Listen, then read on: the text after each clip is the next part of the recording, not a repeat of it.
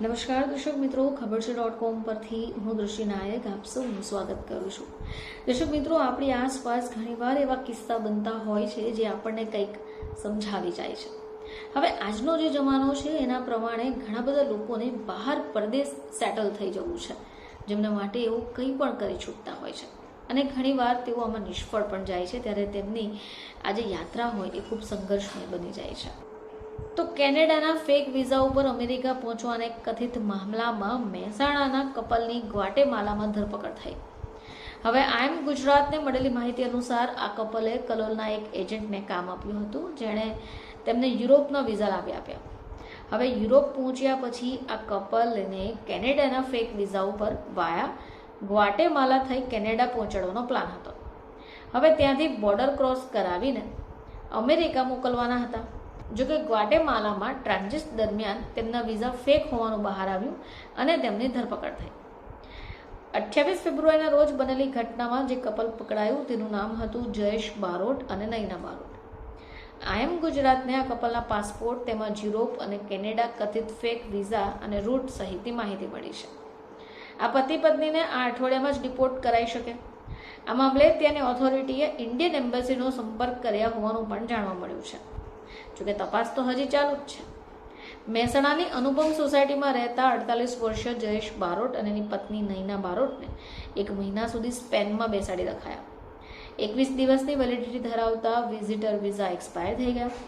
હવે યુરોપમાં 1 મહિનો ઓવરસ્ટે થઈ ગયું, છતાં પણ આગળ જવાનું કોઈ મેળ ન પડતા કામ લેનારા કલોલના એજન્ટ પર પ્રેશર વધ્યું.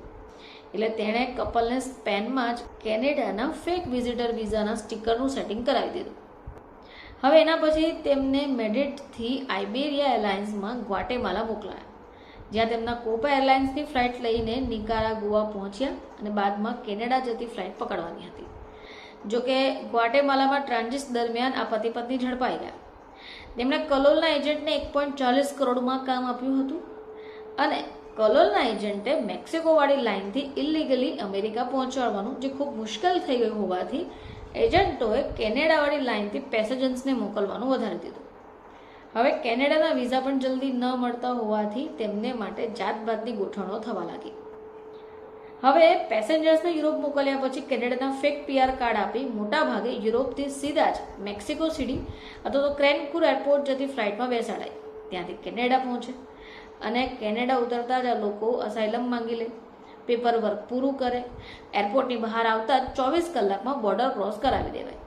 હવે જો કોઈ પેસેન્જર્સની ડિપોર્ટેશનની હિસ્ટ્રી હોય તો તેને અમેરિકા પહોંચાડવાનો હાલ લગભગ 90 લાખ રૂપિયા ભાવ ચાલે છે અને જો પાસપોર્ટ ક્લીન હોય તો 70 લાખ. હવે સૂત્રોનું માનીએ તો મેક્સિકોની બોર્ડર પરથી પણ ક્રોસિંગ સાવ બંધ નથી થયું, પણ પકડાઈ જવાનો ચાન્સ વધુ હોય. હવે હાલ 2025માં મોટાભાગના ગુજરાતીઓ મેક્સિકો બોર્ડરથી અમેરિકામાં ઘૂસતા હતા, પરંતુ કેનેડાવાળી બોર્ડરની ડિમાન્ડ વધી. પબ્લિક મેક્સિકો તો જાય જ છે, પરંતુ ત્યાંથી તેમને ફ્લાઇટ્સમાં સીધા કેનેડા પહોંચાડાય.